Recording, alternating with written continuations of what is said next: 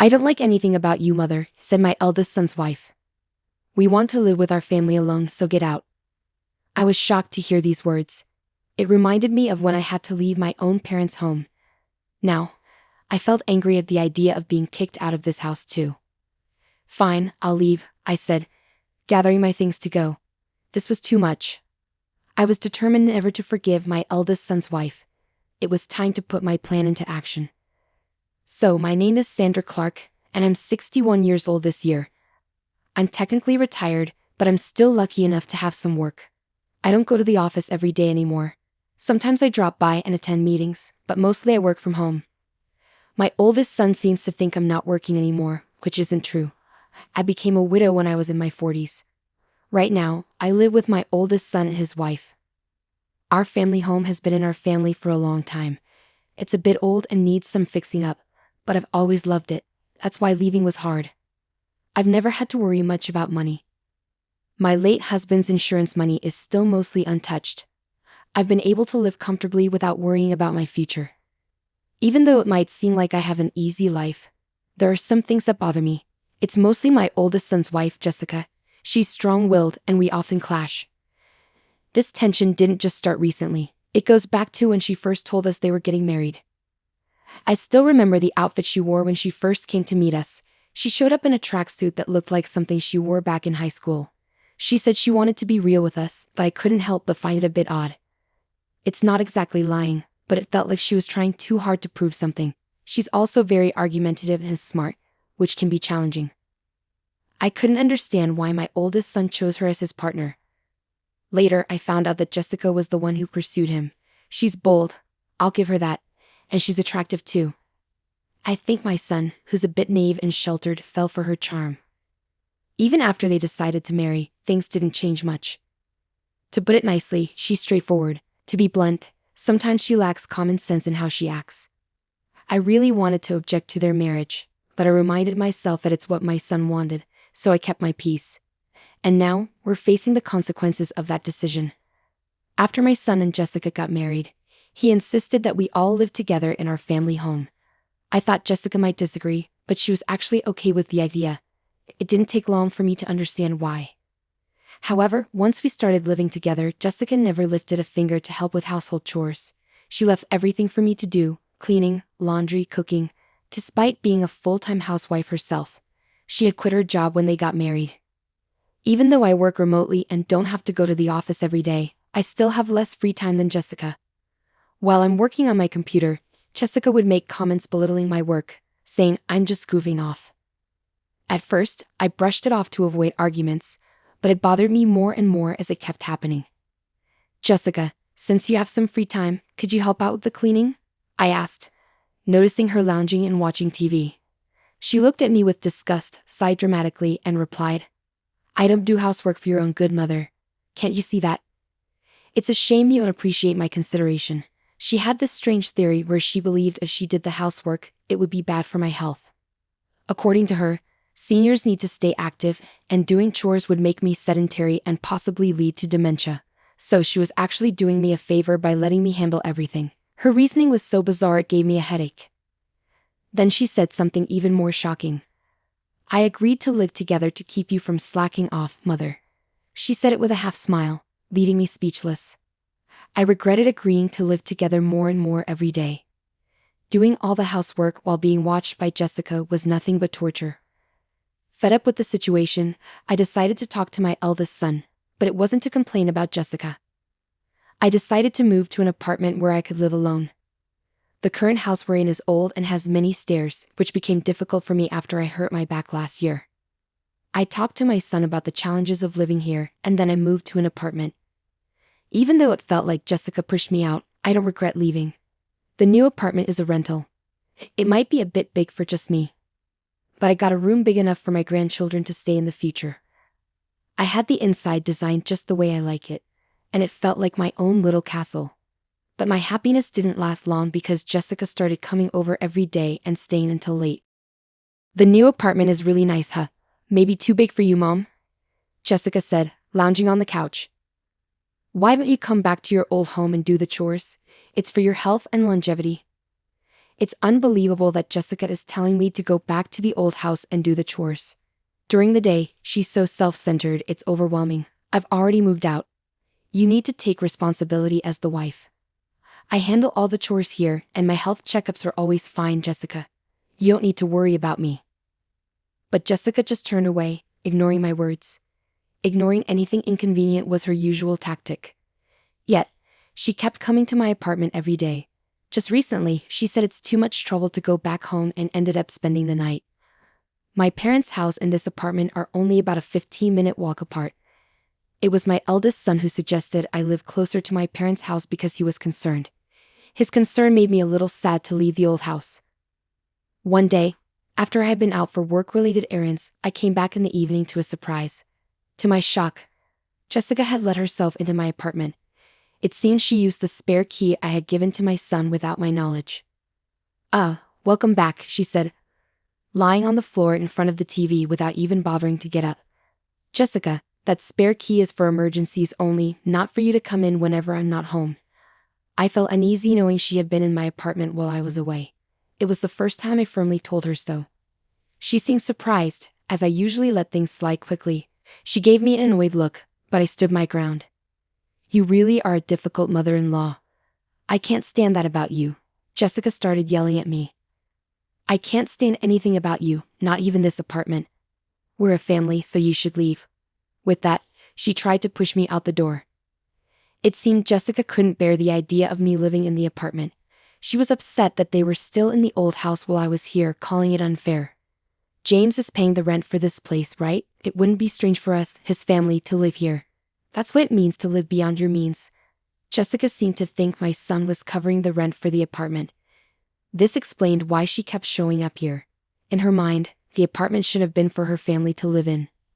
Fine, I'll leave, I said firmly, staring her down.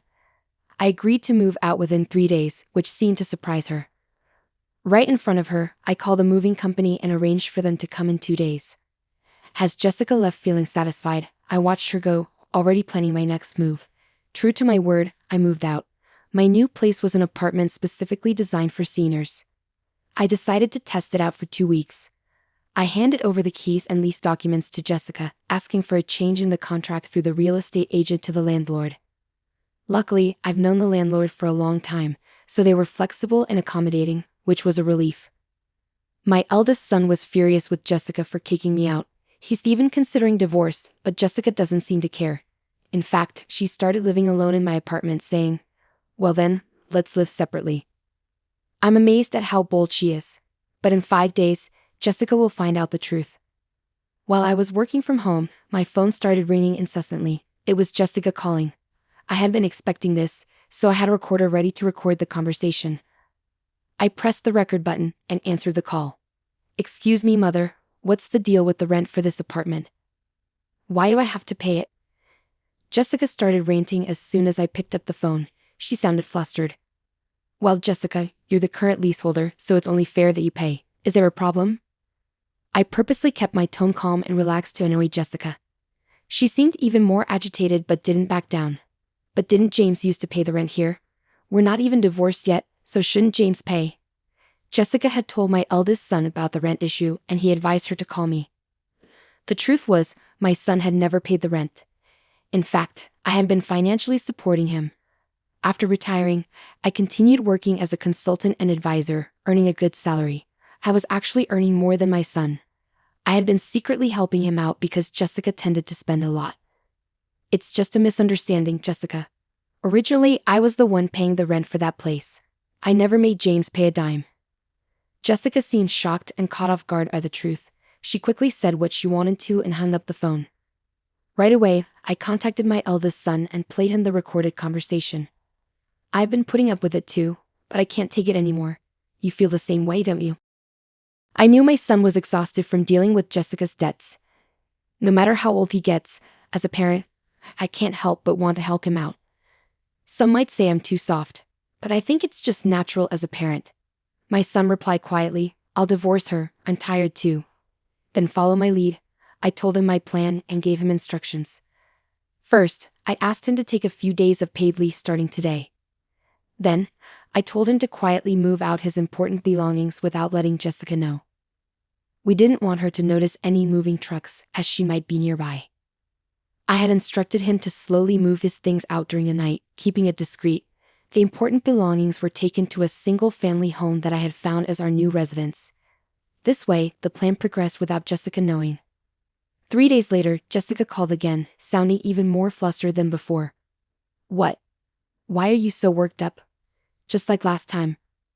I kept my tone deliberately relaxed as Jessica sounded overly anxious, almost in a state of panic. "Mother, our house is up for sale. And I got a call from my parents saying that my belongings have arrived at their house." "What does that mean?" Jessica explained that her parents had received her belongings, and our old house was now on the market. It seemed my eldest son had followed my instructions. He had sent Jessica's things to her parents' house and put our old house up for sale, leaving it empty. The landlord told me that if I can't pay the rent, I should leave. I thought I should consult with James, and when I got home, there were chains and a padlock on the gate, and I couldn't get in. There's even a for sale sign up. Jessica was almost hysterical. It must have been quite a shock for her to come home to. "I've already entered into a sales contract with a realtor.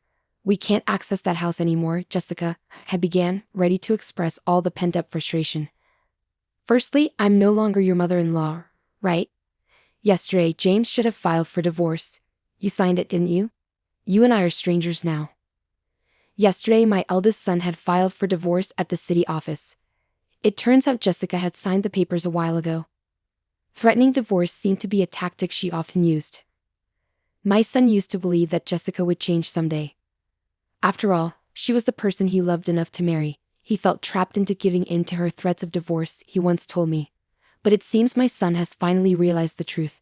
He signed the divorce papers, which had always been used as leverage, and submitted them.